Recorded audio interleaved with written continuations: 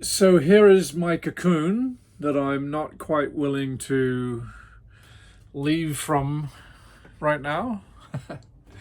It's been my home for 7 days and 1,013 miles from Georgetown, Great Abaco, sailing alone to Colon in Panama. And I actually got into town and dropped the anchor um, at 1:45 p.m. and it's now about 7 or 8 o'clock p.m. I had a little nap, caught up on some sleep deprivation because making landfall with heavy traffic is always a little stressful. But also what's stressful is re-entering, I wouldn't call it society, but dealing with people after 7 days of solitude. It's interesting. I was asked to sail with my mate Chris Stanwell Major on his 80-foot Osprey that he sailed single-handedly over from Portland, Maine to England. And there were 8 or 9 guys waiting for him and waiting for the boat to arrive. You know, the crew who were going to race the Fastnet with us. And they were all obviously excited to go meet the boat and meet Chris, come in at 2 o'clock in the morning. They were, all champing at the bit to go down and meet him. And I spoke to Chris and he said, can you please discourage them from wanting to do that? As much as it's a very nice sentiment, obviously, to welcome him after a transatlantic, especially a solo transatlantic, coming into England. And I forgot that, of course, he would need some time to decompress and re-enter. These trips, when you do them alone, are kind of deep dives into your own psyche. And the longer you're at sea, the deeper they go. You end up not really being thrilled about re-entering society or mingling with humans more rapidly than you're ready. There's definitely a transition period that you want to go through before you enjoy the company of other people. That's not to say that you don't enjoy the company of other people. You just have to go through that transition period. It's a transition into single-handed sailing. This is a deeply sort of OCD type of world where you are highly focused on every single minute detail which could matter to your well-being. And again, it's not that this is unsafe. It's not that the single-handed sailing is inherently dangerous, but it is proportionate to the amount that you are able to concentrate and focus on the task at hand. This is what we love. This is what we, strive to do, and it's an area of challenge. It's an area of comfort as you do it more and more, and it's extremely rewarding. And it's also a deep dive into your own psyche. So, the re-entry, or let's say the servicing out of that deep dive, takes some decompression stages, just like diving in scuba. You just can't come up too quickly. You get the mental bends, so to speak, if you go right into the marina. I mean, I had the option of going into the marina, this afternoon, and probably having dinner at a restaurant tonight, and almost certainly meeting, fellow cruisers on the world voyage. And there's nothing more rewarding than spending evenings with these people, and they're from all countries and all walks of life. It's one of the things that makes passage making and cruising around the world so incredibly rewarding.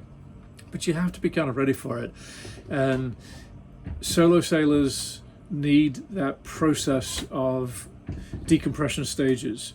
And so I opted not to go into the marina, but I dropped the anchor just outside the marina. I could pretty much swim to the marina from here, but I just didn't want to do it. I wanted to take a moment or an evening to decompress, to re-enter, just to be on the boat without having to think about every small sound and motion that alerts your senses. Your senses are so alive when you are sailing single-handedly in the ocean, because you're attuned to everything that is unusual that could be a potential threat. And again, it's not like paranoia. It's not an unpleasant experience. Quite the opposite. It's a real kind of Zen space where you are hyper aware of everything, and it's a real delight. It's a real privilege to be able to do it, and to be able to carve out these moments when you can sail a week or 2 weeks or 3 weeks. And Chris Stanmore Major, who I mentioned, has done an immense amount of single-handed sailing, including around the world. And I mean, I think his transatlantic trip, this last one was his 30 something, maybe 33rd trip across the Atlantic. Not all of them solo, but he has an immense amount of experience. And I now understand why he said, hey, please, discourage the guys from wanting to come down and welcome me in. I just need, a moment. And you really do need that decompression stage to want to embrace humanity again. I mean, again, it's nothing against humanity. It's nothing against, enjoying the company of people. We obviously, we're social animals, and we enjoy that very much. But it is a very, very meditative type of thing to sail single-handedly for an extended period of time. I've only been at sea for 7 days on my own, and I know that sounds like an awful long time to people who don't sail. It's not in the scheme of things, but for most people, the prospect of spending 7 days in complete solitude probably seems like an awful long time, and to be fair, it is. And that time allows the process of you going deeper and deeper into your own psyche. It's almost always extremely rewarding. It does take a certain type of mindset to enjoy it. It's almost a week-long, in my case, it's almost a week-long meditation. It's a moving, mentally active meditation. And so to pull yourself out from that, you should give yourself some time. And I am very, very glad that I did not just go straight into the marina, tie up, and go and have beers with a bunch of people who I will very much enjoy meeting tomorrow, I'm sure.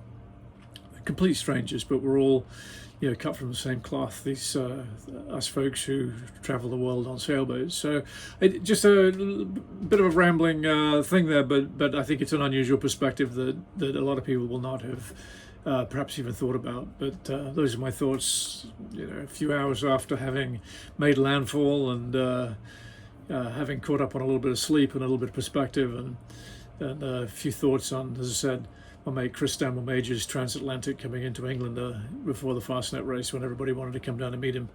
I'm very glad that I was able to easily persuade them to give Chris a little bit of space to do his re-entry. And of course we then went on to have an incredibly great time during the centennial edition of the Fastnet race. So anyway, some thoughts, take them or leave them.